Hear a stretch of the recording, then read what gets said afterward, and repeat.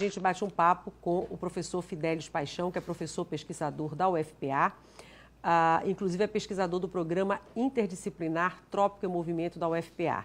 E aí o assunto é um seminário sobre resíduos sólidos, que vai discutir o destino, né, dos resíduos sólidos, do lixo e a educação ambiental, a importância disso, agora nesta semana, terça e quarta-feira, portanto. E a gente conversa sobre isso com o Fidelis, que eu agradeço muito por ter vindo.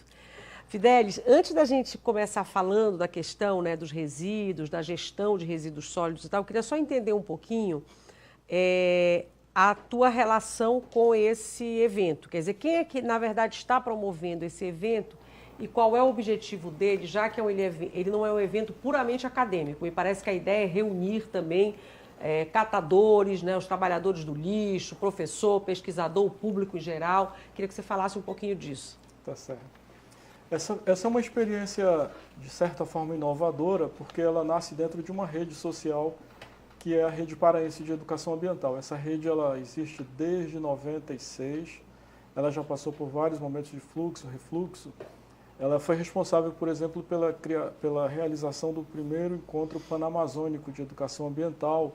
Depois nós fizemos o segundo encontro panamazônico envolvendo os diversos países aqui da região da Panamazônia. Gerou a criação de uma rede internacional, inclusive, que discutiu durante muito tempo a relação entre as unidades acadêmicas da Panamazônia. E agora, esse ano, nós mudamos a dinâmica de trabalho da rede, criamos os grupos de trabalho. E um dos grupos é esse de resíduo sólido e educação ambiental. Essa rede, tanto a rede quanto o grupo, eles são formados por múltiplos atores que envolvem o tema. Então é a rede que promove... A rede junto com a UFPA é um dos membros da rede. Entendi. Ela é anfitriã da rede e, ao mesmo tempo, é realizadora do evento junto com a rede. Certo. Agora, o evento, ele em si, ele é pouco importante ou menos importante do que o processo que está se constituindo em torno dessa discussão.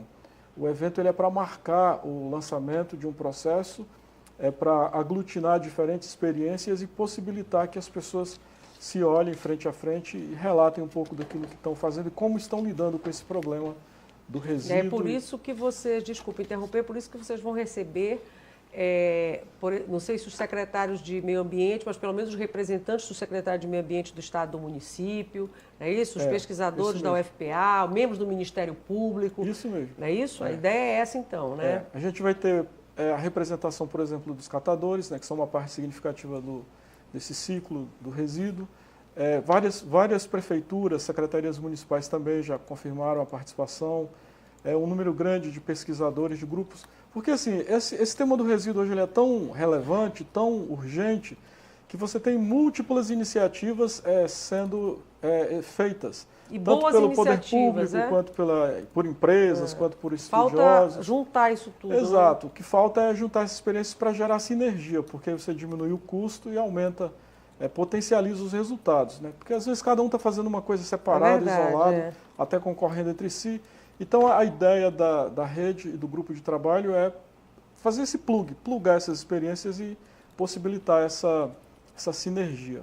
Aqui em Belém a gente observa, por exemplo, no bairro da Terra Firme, Guamá, o trabalho da Concaves, que vai estar amanhã nesse evento, né, que é a cooperativa de catadores de materiais recicláveis lá no bairro da Terra Firme. Então, como você falou, existem múltiplas atividades, né, Fidelis, mas falta essa organização, porque existe, né, já há alguns anos, Política Nacional de Resíduos Sólidos, mas o que está faltando ainda para que essa política se desenvolva no país e mais precisamente aqui no Pará? Você tocou numa questão interessante que é essa da política nacional. A política nacional ela foi aprovada há 7 anos atrás, ela é de 2010, então ela é recente, ela não é assim tão antiga, mas é tão complexa que esse projeto de lei passou 21 anos tramitando no Congresso Nacional sem conseguir aprovação. Foi só a partir de um movimento nacional criado pelos catadores, que foram em grande número para Brasília, fizeram manifestações e aí, na época, então, o presidente Lula recebeu essa coordenação dos catadores, assumiu um compromisso e aí foi para o Congresso Nacional articular a aprovação da lei da política nacional em 2010 e depois, em dezembro, fez o decreto que regulamentou. Essa política ela é muito interessante, porque ela traz alguns conceitos inovadores que a maior parte das pessoas não conhece e, por causa até disso, não são implementados. Um desses princípios é o da logística reversa, né? Trabalhar determinados produtos da escala industrial, eles vão para o consumo, depois do consumo eles voltam para a escala industrial. Ou seja, dá um exemplo para nós. Dia a dia esse caderno aqui, essa cartilha, seria isso? O resultado disso, não? É um resultado da logística reversa, sim. Deixa eu mostrar aqui. As embalagens e o meio ambiente, olha só. E o bom exemplo é porque ela também é produto de reciclagem, porque há uma diferença entre reuso e reciclagem. A reciclagem é quando você altera a característica do produto, né? No reuso, não. Essa cartilha aí, por exemplo, é feita de PET. É um tipo de garrafa PET. É, um papel feito de PET. Ela é interessante, ela é flexível. Aí é reciclagem mesmo, né?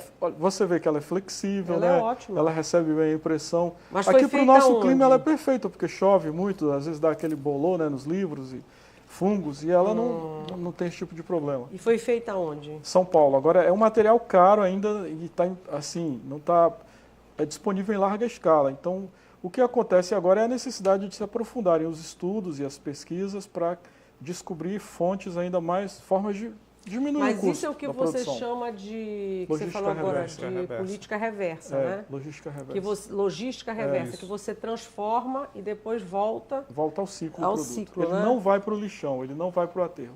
Porque quando a gente fala de resíduo sólido, política nacional, o que a gente pensa?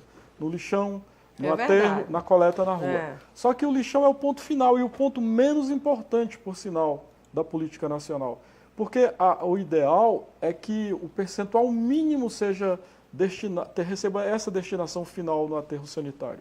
O ideal é que você tenha um alto índice de reciclagem e de reuso. Nós estamos muito longe disso, não é? Muito. No Brasil hoje... O Brasil, que eu digo, aqui a região norte, então nem se fala, né? Nem 3% dos resíduos brasileiros são reciclados. O Brasil está perdendo por ano 8 bilhões mesmo de reais. Todo ano o Brasil perde 8 bilhões com esse material que vai para o lixo. Se fosse feita a reciclagem, isso sem falar do uso, da utilização. Que Exatamente. Aí, nessa área, eu acho que a gente até já faz alguma coisa, né? Exatamente. Mas na reciclagem é muito pouco, né? Muito pouco. Menos de 3% no Brasil. E assim, há tem pesquisas feitas, por exemplo, do WWF, que é uma organização ambientalista, fez uma pesquisa e mais de 80% das pessoas estão dispostas a fazer uma separação correta do lixo se houver um processo de coleta seletiva organizado. Nós não temos, né? Mas ao mesmo tempo em que mais de 80% das pessoas estão disponíveis, você tem hoje menos de 40%, e esse é um número bem otimista, de lares no Brasil inteiro que são atendidos pela coleta seletiva. Aqui em Belém, por exemplo, o percentual é mínimo. Você tem ela organizada mesmo nos bairros de Nazaré, Batista Campos, que é a Concaves que atende. Está começando agora a organização em Ananindeua, a Prefeitura de Belém está ampliando para alguns bairros, e o que você tem além disso são aqueles catadores das cooperativas que trabalham por conta própria, indo à rua, passando nas casas e pegando esse material. Que esse a grande maioria do material coletado é feito por esses catadores, por essas cooperativas autônomas. Mas isso é um outro ponto interessante dessa política nacional, que é a questão da geração de emprego e renda, né, Fidelis?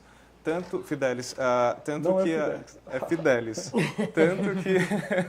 Tanto que amanhã no evento vai ter um representante do Ministério do Trabalho, salvo engano, é isso, né? Para falar sobre economia solidária. E dentre tudo isso que a gente está falando, acho que é importante enfatizar também o trabalho dos catadores, né? Estimular o trabalho desses catadores que vivem disso. Né? A importância do trabalho deles. E é importante a gente não olhar para os catadores como coitadinhos. Não são. São uma profissão, uma categoria profissional que precisa ser valorizado. São super importantes porque são, ao mesmo tempo, educadores ambientais, ao mesmo tempo, agentes ambientais, mas sofrem diretamente o impacto desse modelo social que a gente construiu. Aqui, por exemplo, lá na UFPA, a gente está executando um projeto em parceria com o Ministério do Trabalho, que é de incubação de cooperativas de catadores e catadoras. Tem mais ou menos cerca de 20 sendo atendidas. E nós fizemos um diagnóstico, os dados ainda são preliminares, estão sendo trabalhados. Mas aí seria incubado uma empresa? Para ser transformado mesmo num empreendimento né? economicamente viável e sustentável. E o que a gente tem desse dado é que a maioria dessas cooperativas elas são formadas basicamente por mulheres mais de 60%, 70%, são mulheres que são chefes de família e quando tem um marido ou um homem na casa, geralmente sofre de problema de alcoolismo ou de uso de drogas, e são mulheres geralmente mães de mais de 2 ou 3 filhos. Então é um público vulnerabilizado, que por causa disso precisa de uma atenção especial. Entendi. Aí as pessoas às vezes falam assim, cooperativa não dá certo aqui no Norte. Não é que não dá certo, é que é preciso levar em consideração esses aspectos. Por exemplo, uma cooperativa como essa, formada por essa base social, essa pessoa traz da vida privada, da vida particular, todos os conflitos que ela vive, toda aquela falta de habilidade, digamos, para o diálogo, para a resolução de conflitos. Aí ela vem para um negócio coletivo. Óbvio que ela vai reproduzir ali os comportamentos que vão dissociar. Então é preciso ter esse olhar cuidadoso e trabalhar, então, outros elementos que contribuam com o fortalecimento das dinâmicas de interação nessa cooperativa. Fidelis, a Maria Paula está dizendo que tem pergunta, né, Maria Paula? Tem, comentário, sim. Pergunta. Tem uma pergunta do José Bastos, da Batista Campos, e ele faz um comentário e depois pergunta. Todo belenense devia ficar surpreendido com aquela quantidade de produtos químicos jogados no canal da Doca todo dia de 6h30 às 7h30 da manhã, que vem de uma indústria que fica na Manuel Barata. A Lei 9.605 de 98 continua valendo para esses crimes? Olha, com certeza, a lei de crimes ambientais, inclusive eu sou conselheiro ambiental do CONAMA, eu fui eleito pelas ONGs aqui da Amazônia, e essa é uma coisa que a gente está discutindo muito, a fragilização dos órgãos de fiscalização e de regulamentação. Há uma fragilização deliberada que já vem de alguns anos, não é só no estado do Pará, a nível nacional também. E a gente vê crimes aqui ambientais inaceitáveis em Belém, na Amazônia, e atitudes decorrentes do hábito cultural também muito nocivas. Por exemplo, você já observou que as pessoas aqui em Belém, elas colocam lixo na sacola e geralmente, em geral, essa sacola não é colocada na frente da casa. Tem um amontoado em algum ponto da rua onde são feitos aquilo que o pessoal da coleta chama de cabeça. Aí você vai, por exemplo, no bairro como Cremação, como Guamá ou Jurunas, e numa rua você vê aquele monte de amontoados de lixo quando o carro passa a coleta. Se o nome é coleta domiciliar, isso deveria ser disposto na frente da casa, cada casa o seu saquinho de lixo, talvez até com aquele porta-lixo, e aí a coleta pegaria. Mas aqui criou-se essa cultura por falta de organização do poder público, que não coloca os containers, que não estimula as pessoas a colocarem lixeira na frente de casa. E aí se criou essa cultura, que agora mudar isso vai ser um bocado trabalhoso. Tem mais, Maria Paula? Tem sim. A Márcia Ferreira, de Ananindeua, perguntou qual é a melhor maneira para se trabalhar os resíduos sólidos na educação básica, mais especificamente no ensino fundamental.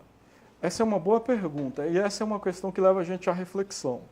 A gente pode olhar para essa questão do resíduo de uma forma técnica e política. Qual seria a diferença? A forma técnica é essa, é como reciclar, o que reciclar. Porém, a forma política nos leva a outra pergunta, é como está o nosso nível de consumo? O planeta aguenta esse tipo de consumo que nós estamos desenvolvendo, essa relação com o planeta? A gente tem hoje um país que é campeão de consumo, que são os Estados Unidos. Os Estados Unidos têm de 3,5% a 5% da população planetária, mas eles consomem 30%, 1/3 dos recursos naturais do planeta. E todo mundo quer ser igual aos Estados Unidos, todo mundo quer ter o padrão de consumo dos Estados Unidos. Porém, o planeta não aguenta. Então, eu penso que trabalhar a educação ambiental e a política de resíduos sólidos no ensino fundamental, no ensino médio, no ensino superior, em todos os aspectos, precisa necessariamente levar a essa reflexão sobre o estilo de vida que nós temos. Quais são os valores que nós estamos desenvolvendo? A gente tem uma relação meio esquizofrênica com o meio ambiente. Você quer ver um exemplo? A gente ama cães, né? Criamos cães, fazemos os pets para tratar os cães e tal. Mas quando a gente quer chamar uma pessoa de vagabunda ou uma pessoa com caráter meio duvidoso, você chama ela de cachorro. Mas o cachorro é o melhor amigo do homem. Né? Você pega outro exemplo. Se você quer chamar uma pessoa grosseira, sem modos, você chama de cavalo, né? Ou de anta. A anta é um dos animais mais dóceis que existe no ecossistema. O cavalo é tão elegante. Não é? E uma pior, quando você tem uma mulher empoderada, que tem a relação que ela quer ter com o que ela quer ter, que assume a sua vida, que é senhora do seu destino, você chama essa mulher geralmente de galinha. Mas vamos analisar o galinheiro. Um galinheiro com 30 galinhas, tem quantos galos? Tem um, porque se você colocar 3, eles se matam lá. Então, quem é o promíscuo do galinheiro? É o galo ou a galinha? Então, né, mas a gente chama de galinha. Então, essas coisas, elas vão mostrando como a nossa relação com o meio ambiente é uma relação esquizofrênica. Primeiro que o ser humano, o homem, não se coloca no meio ambiente, né? É como se o meio ambiente existisse e nós não fizéssemos parte dele. Já começa daí a coisa ser estranha, né? Como se fosse uma coisa, não, tá ali, eu estou aqui. Se o Felipe quiser fazer pergunta, o Roberto também podem fazer, viu? Sem problema. Eu sempre costumo falar para o pessoal, eu faço sempre uma dinâmica quando eu vou começar alguma aula, alguma palestra, que é, feche os olhos aí por um minuto, por alguns segundos e pensem na natureza. Aí depois eu peço para cada um descrever o pensamento que tiveram, a imagem que criaram mental. Invariavelmente, mais de 80% das pessoas pensa num rio, numa floresta, num animal, sempre numa uma coisa apartada. Ninguém fechou, ele pensa nessa sala aqui, isso aqui é o meio ambiente. Várias leis químicas e físicas estão interagindo aqui nesse meio ambiente. Ele foi artificializado, a gente chama isso de artificializado, ele foi alterado, mas todo o meio ambiente ele sofre impacto e alteração, ou pela ação humana, ou pela ação de outros agentes da própria natureza. Então a gente precisa quebrar esse paradigma dicotômico de que nós estamos afastados do meio ambiente. A cultura é superior à natureza. A cultura não é superior à natureza, a cultura faz parte da natureza, ela media a nossa relação com a natureza. Eu queria trazer para... Tem mais, Maria Paula? Não. Para esse debate, Renata, conversar sobre isso com o professor Fidelis. Nesse exato momento está acontecendo uma coletiva de imprensa onde o Ministério Público do Estado está apresentando a denúncia contra os donos da empresa responsável pelo aterro sanitário lá em Marituba. O senhor falava agora recentemente na entrevista que o aterro sanitário é justamente esse estágio final dentro dessa cadeia onde estão inseridos os catadores, enfim, toda essa dinâmica prevista dentro da Política Nacional de Resíduos Sólidos. E a gente está enfrentando esse problema aqui na região metropolitana de Belém. E eu queria saber do senhor, sua perspectiva, também dentro do que o senhor falou agora há pouco, em relação à questão do nosso consumo, da produção mundial, o que esperar daqui para os próximos anos, já que para onde é que vai todo esse lixo, todo esse resíduo, já que não tem políticas, não tem planos desenvolvidos para que esses problemas sejam sanados no dia a dia? Pois é. Apesar do cenário ser bastante complicado, eu costumo ser otimista. Otimista e pessimista ao mesmo tempo, mas sempre mais otimista. Porque eu olho e vejo assim, essa discussão ambiental ela é recente, né? Essa discussão ambiental ela se tornou muito forte dos anos 80 para cá, mais significativa a partir dos anos 90. É verdade, não tem não tanto se falava assim. disso tanto, né? Exato. A questão dos resíduos sólidos, dessa deposição final, é mais recente ainda, né? Aqui no Brasil é de 2010 para cá. Então, agora que a sociedade começa a se motivar, eu acho que o elemento fundamental é a sociedade participar. Eu estou aqui, eu não sou de nenhum órgão do governo que cuida ou que regulamenta, eu não estou aqui representando, não estou falando pelo governo, estou falando como cidadão, como uma pessoa, como pesquisador e como um ativista também do movimento ambiental. Então, eu acho que as pessoas precisam participar. Essa questão do resíduo ela é interessante. Eu nunca gostei muito desse tema anteriormente, eu via com restrição. Foi quando começou esse trabalho lá no FPA com as cooperativas de catadores que eu me interessei. E isso mudou o meu relacionamento com o lixo lá dentro de casa. Acho que as pessoas precisam mudar a sua atitude no consumo e na relação com o seu lixo. Senão o planeta não vai aguentar, E a educação é uma importante ferramenta, né? Sim, fundamental. Sem o processo educativo, as pessoas não vão tomar consciência, não vão mudar o entendimento. Fidelis, só para a gente encerrar, o Seminário Estadual Resíduos Sólidos e Educação Ambiental começa amanhã, terça e quarta, portanto, na UFPA. A gente tem uma no novidade. Auditório Benedito Nunes, inscrições abertas. A novidade qual é? A gente vai ter um desfile de moda amanhã, na abertura. Ah, bacana. Feito por uma designer de moda sustentável aqui de Belém, a Jaque Carvalho. Ela está produzindo material, são bolsas. São as e fotos que utensílios. nós temos, é isso? Tem umas fotos, dá para mostrar? Para a gente encerrar, então, temos algumas fotos. E Olha só. É material reciclado e material de reuso. E amanhã a gente vai ter o desfile, depois da abertura, vai ter uma mesa para discutir a política pública e depois na quarta-feira continua a partir das 8 da manhã. Amanhã começa às 16 horas. Mas quem quiser receber certificado tem que chegar um pouco antes para se credenciar. Bacana. E as inscrições podem ser feitas pela internet? Pela internet. Qual é o endereço? Tem o site, é www.redepaea.wordpress.com. Estamos mostrando. Acho que tá lá. Ficou tão pouquinho, vamos colocar mais um pouco, gente, no vídeo. Tem Rede Paea, que significa Rede Paraense de Educação Ambiental, .wordpress.com. E tem o telefone lá também do Trópico em Movimento. Que podemos colocar de também. novo? Aí, pronto. E aí está o número do telefone, não é isso? Isso. Então, quem quiser se inscrever, pode se inscrever. E quem quiser deixar para se inscrever lá no momento, vai um pouco antes, claro, para fazer as inscrições. E esses assuntos todos serão aprofundados nesses 2 dias de debates. Exatamente. Agradeço você ter vindo, parabéns pela iniciativa. Espero que o debate seja bom, que surjam boas ideias, né? Que as que já existem sejam consolidadas. Exatamente. E cresçam, enfim, que aí a gente tem que fazer alguma coisa por esse planeta, né? Isso mesmo. E essa é uma das vertentes, é o lixo. Obrigado por ter vindo. Fidelis Paixão, gente, é professor, pesquisador da UFPA e é pesquisador desse programa interdisciplinar Trópico em Movimento.